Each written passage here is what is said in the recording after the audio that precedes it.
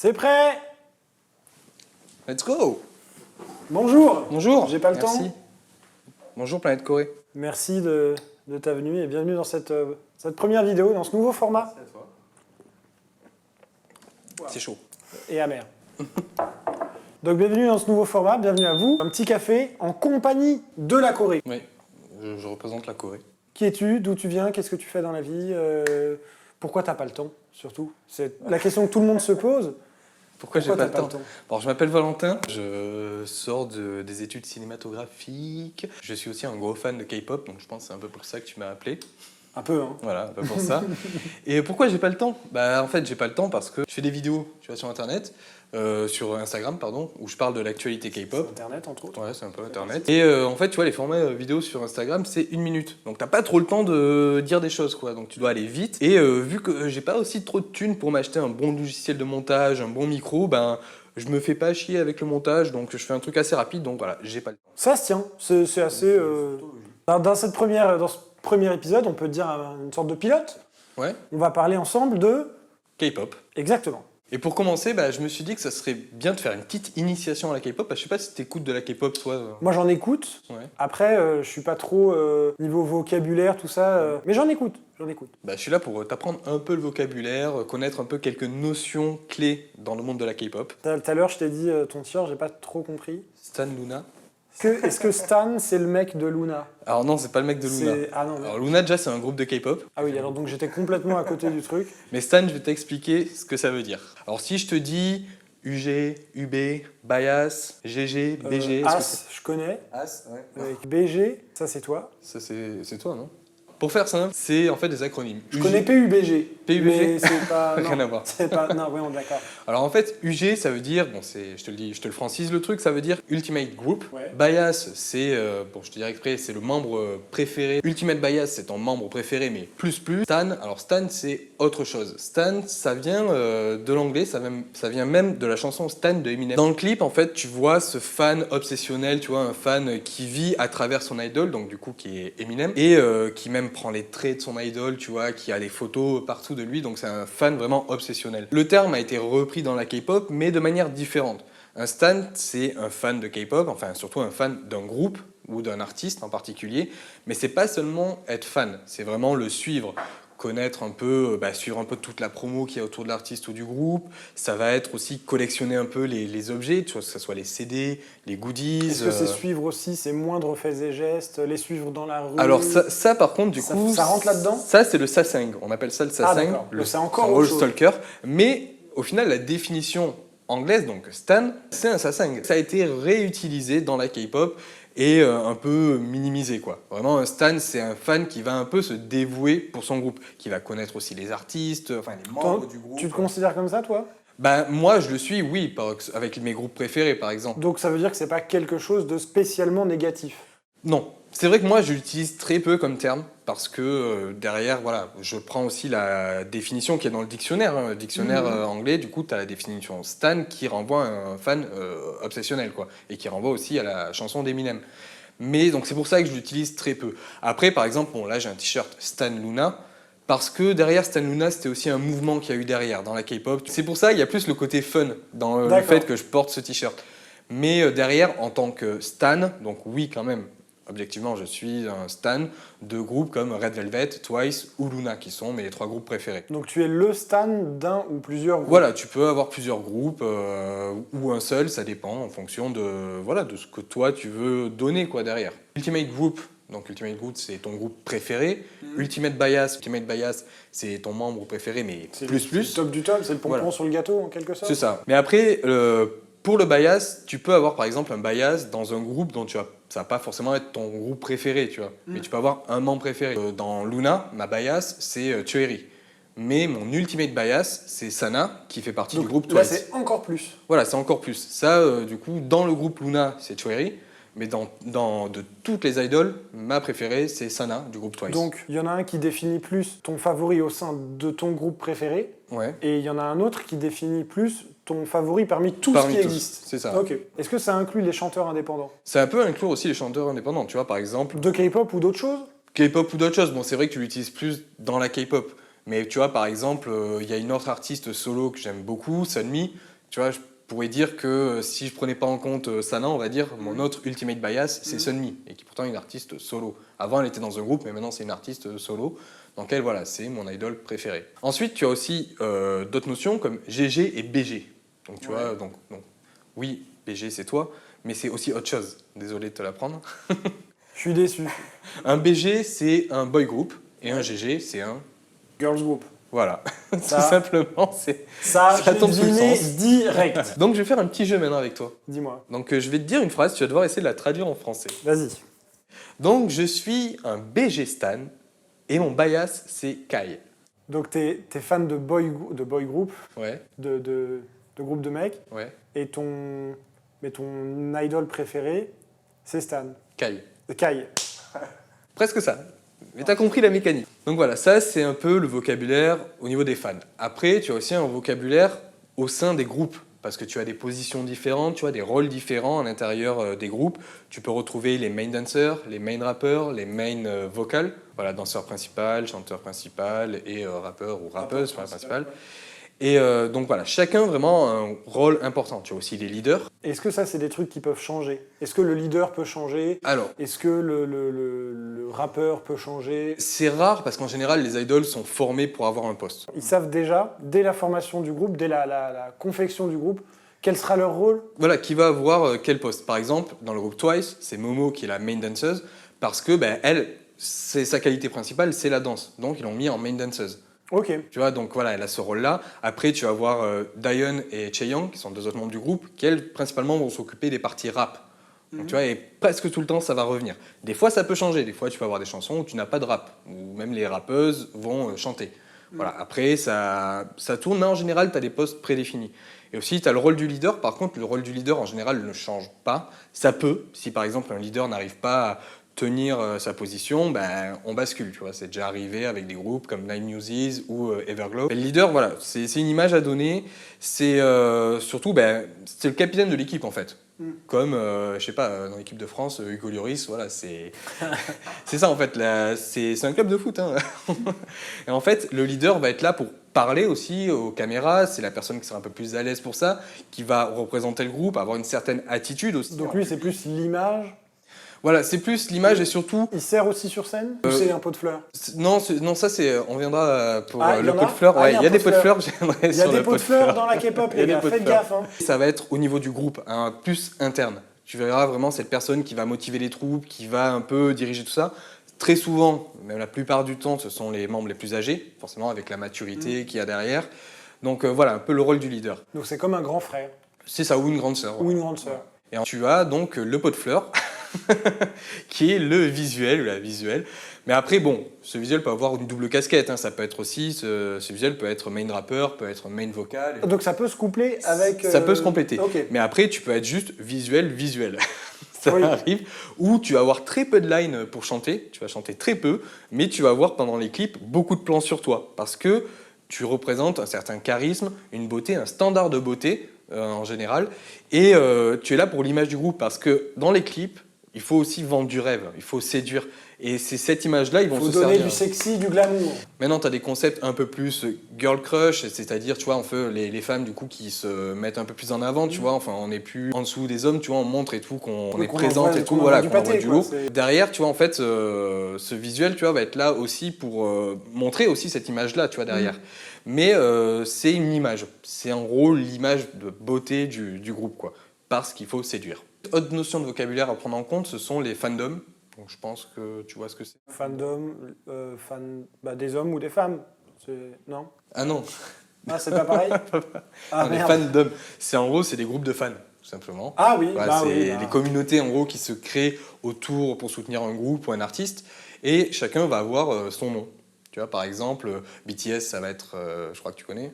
Ça c'est les ARMYs. Les ARMYs. Pour Blackpink, ça va être les Blinks. Pour les Twice, ça va être les Ones. Pour Red Velvet, ça va être les Rave Love ou les Lovies. Donc tu vois, chacun a son nom de groupe. Parfois, tu as des petits noms de fandom qui sont assez marrants.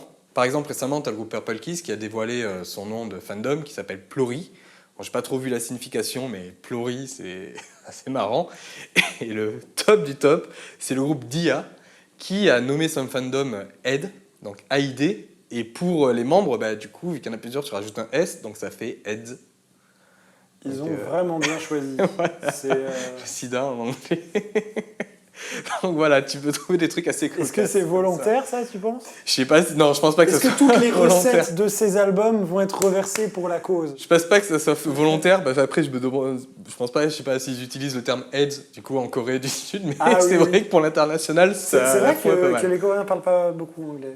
Donc voilà, c'est assez cocasse. Donc autre point qu'on peut aborder, c'est les générations de K-pop. La K-pop a connu plusieurs générations. De la K-pop, pas de leurs fans. Non, de la K-pop. Parce que je connais une mamie, 75 ans, elle est ultra fan. Hein. Elle a les drapeaux, elle a les t-shirts.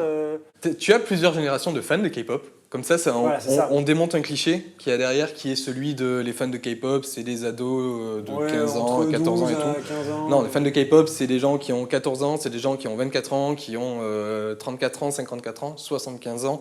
C'est... Pourquoi tu dis ça en me montrant? J'ai pas 75 ans. Je parle de ton exemple. Ah, l'exemple pardon. que tu as cité. Donc voilà, c'est à toutes les générations parce que c'est surtout la musique qui nous intéresse. On s'en fiche de l'âge en fait qu'il y a derrière. Et comme du rap, tu vas avoir un public d'ados qui vont écouter du rap comme un public d'adultes. Ainsi que pour le rock, pour l'électro, voilà, c'est pareil en fait. Et donc les générations, c'est plus à l'intérieur, on va dire, au niveau des groupes de K-pop qui apparaissent. Ça va être aussi au niveau de la stratégie marketing, économique. Donc il y a vraiment une évolution au cours des périodes.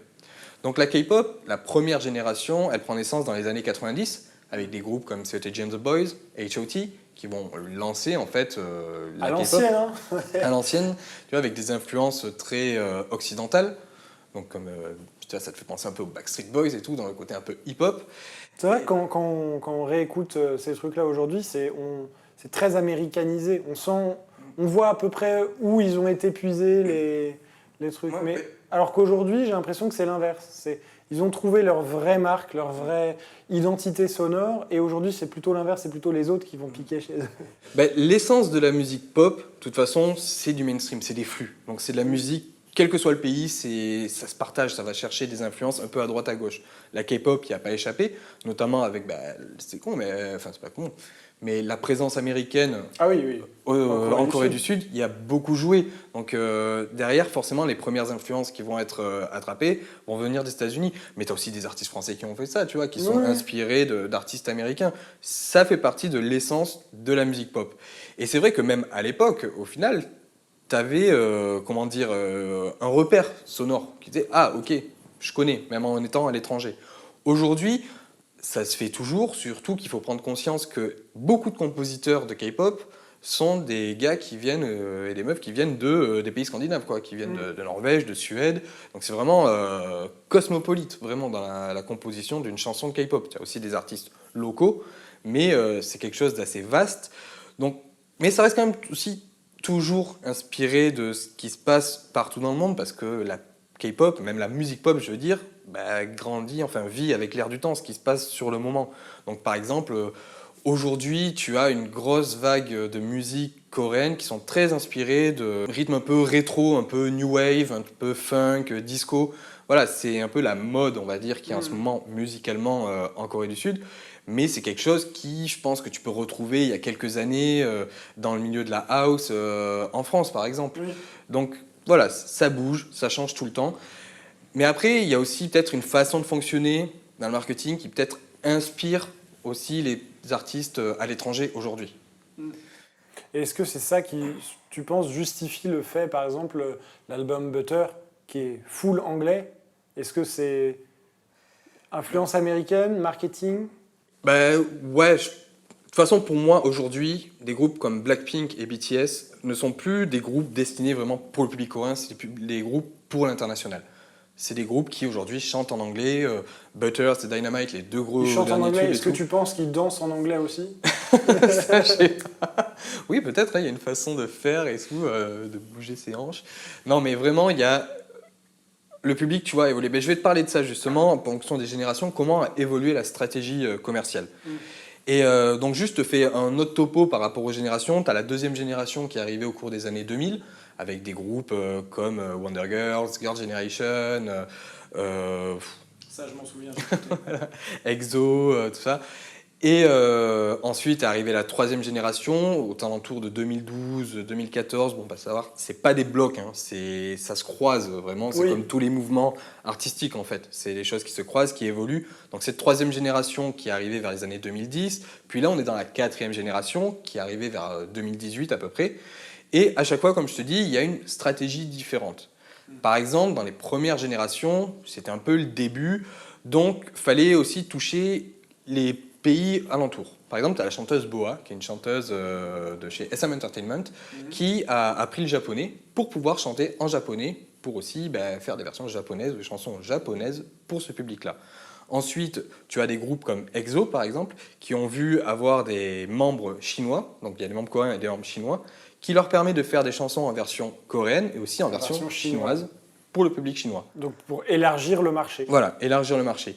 Ça va encore plus loin en avançant dans le temps, où cette fois tu te retrouves avec, bon, tu continues à avoir par exemple le groupe Twice, tu as 3 membres japonaises, Sana, Mina et Momo, qui a permis au groupe de faire des albums, vraiment avec des chansons inédites en japonais. Full japonais. Full japonais, destiné à un public avant tout japonais. Tu vois, tu as Twice et tu as aussi Twice Japan. Donc est-ce que tu penses que le fait que BTS sorte Butter, qui est full anglais, est-ce que ça annonce le fait que, par exemple, est-ce que pour toi ça veut dire que c'est précurseur du fait qu'ils sortiront plus rien dans d'autres langues, en coréen par exemple? Alors, j'allais y venir. Justement, tu vois, par rapport à la stratégie de JYP avec Twice, par exemple, récemment, il a fait signer le groupe chez Republic Records aux États-Unis, qui est le label de Taylor Swift, par exemple. Ouais. Donc, tu vois, ça montre une volonté de toucher au final le public international, quoi. Enfin, surtout américain. Et tu as des groupes comme BTS et Blackpink aujourd'hui ne sont plus, pour moi, des groupes qui sont destinés au public coréen, qui sont vraiment destinés à l'international. Donc d'où cette idée de faire des chansons comme Dynamite ou Butter, 2 derniers tubes de BTS, de les faire en anglais.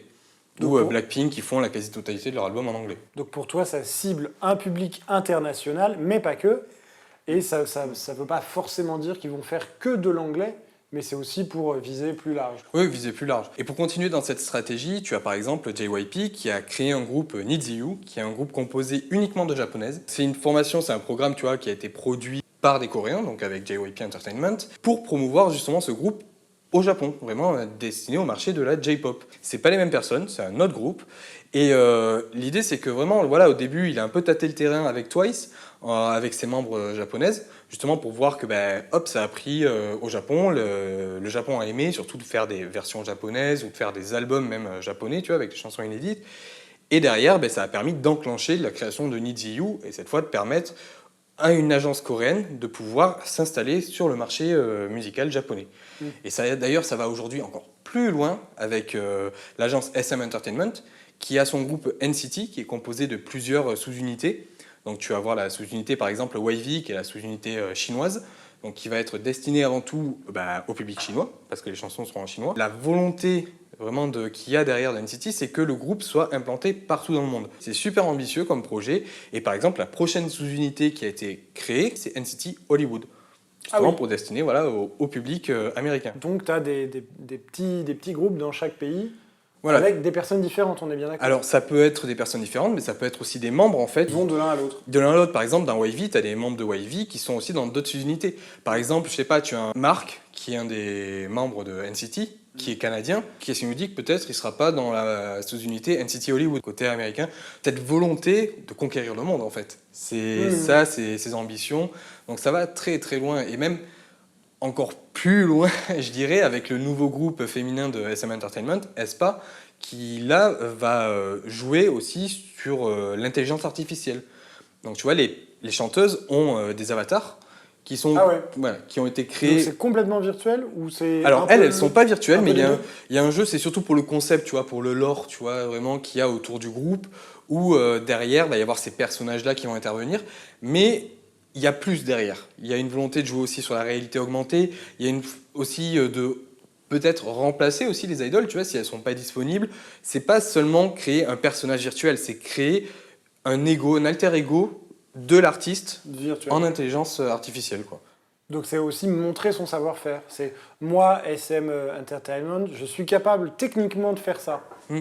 Pendant les shows, en hologramme éventuellement, je sais pas, mais c'est aussi montrer, voilà, regardez de quoi on est capable, quoi. Bah, montrer qu'il n'y a pas vraiment de limite. Et surtout, bah, on est dans de l'entertainment pur et dur. Oui, c'est vrai. Comme tous ces petits groupes, il n'y a pas les mêmes personnes. Est-ce que pour toi, Super M rentre dans cette catégorie? Puisqu'il y a ils ont pris plusieurs personnes de plusieurs groupes différents pour constituer un nouveau groupe. Ou est-ce que pour toi, c'est quelque chose de complètement... Bah, Super M, pour moi, il y a un côté très entertainment, très marketing. Donc c'est vraiment plus marketing, Super M. Super M, ouais. Parce que tu vois, c'est l'idée de prendre des membres de EXO, des membres de SHINee, membres de NCT, les réunir pour faire en gros le super groupe, tu vois, de la K-pop avec des idoles hyper connues, les plus populaires. Et derrière, tu as le lien, tu vois, enfin, les Super M, c'est les Avengers de la K-pop. Ouais. Pour te dire jusqu'où c'est allé, c'est que même Marvel a fait un partenariat avec Oui, c'est vrai. Super M pour faire des t-shirts, des goodies et tout. D'ailleurs, on a écrit un petit article sur notre site internet www.planetcorée.com. Je vous invite à aller y faire un tour si vous n'avez pas encore lu, mais après avoir vu cette vidéo. Oui. Donc ouais, là c'est vraiment, tu rentres dans le divertissement pur et dur. Mais d'un côté, les agences de K-pop, c'est des agences de divertissement. Et là, Super M, ça peut paraître fou. Et surtout, c'est qu'est-ce qu'on est capable de créer, plus que de la musique. Ouais. C'est musique, technique, artistique. C'est un package. Ben, l'idée, c'est que voilà, que ça te saute aux yeux, tu vois, que ça te prenne. Et moi, par exemple, j'ai découvert la K-pop en 2014. C'est quand j'ai vu les clips, quand j'ai vu la MV, je fais waouh, j'ai pris une claque, tu vois, techniquement, au niveau de l'éclairage, au niveau du découpage, des plans, tout ce qu'il y a, tout ce que ça raconte, au niveau des couleurs, vraiment, t'es attrapé par le truc. Et c'est ça, tu vois, en fait, qui est le plus important. Et le show, il se joue là, quoi, en fait.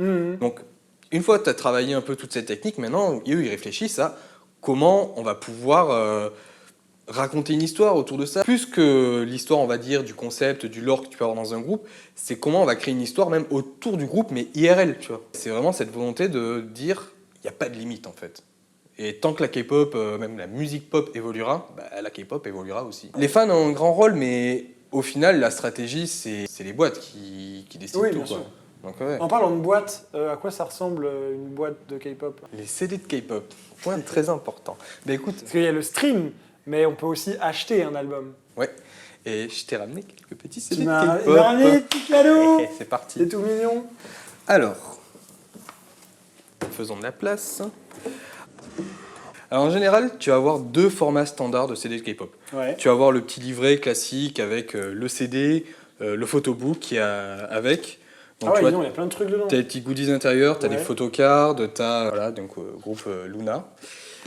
Ça, c'est un peu le classique. Tu retrouves tu vois, un format comme ça, un format horizontal, en Allongé, format carré, ok. tu as diverses C'est façons de le montrer. plus standard, ça c'est le plus Ça, c'est un commun peu le plus standard, ouais, Ok. le livret, après sous différentes formes, mais c'est le livret avec le CD.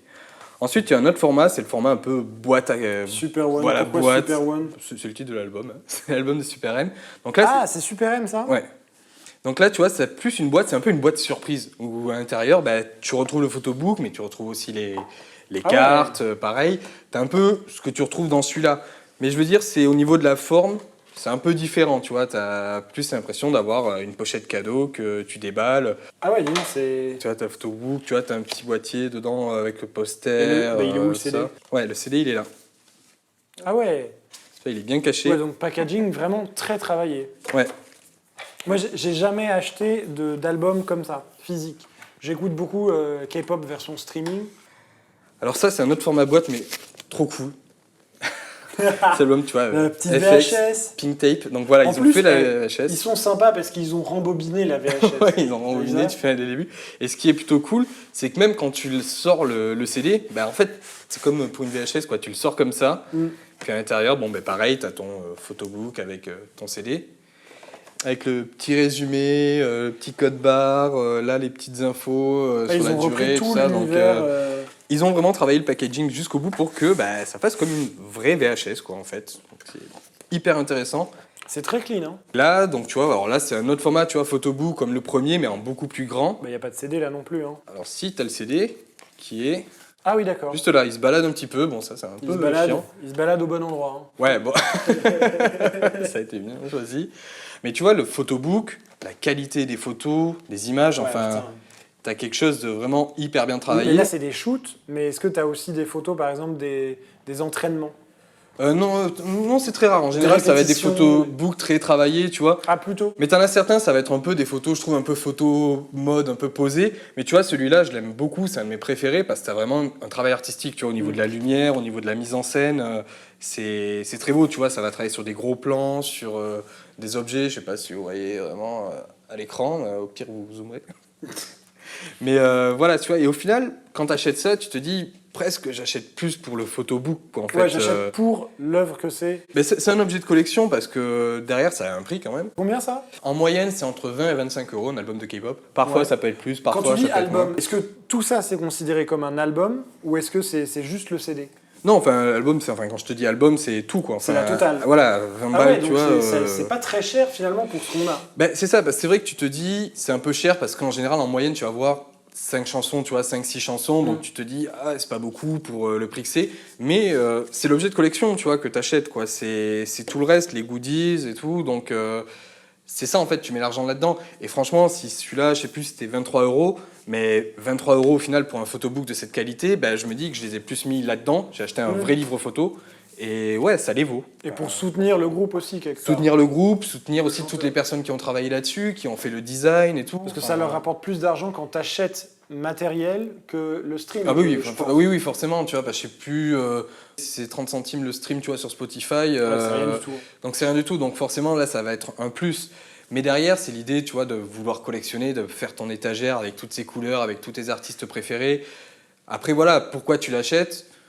Ça, c'est moi, mon point de vue, mais moi, je l'achète parce que, bon, je suis matérialiste déjà. C'est surtout pour soutenir vraiment le... Mais c'est parce que tu as conscience du fait que le stream rapporte pas forcément beaucoup.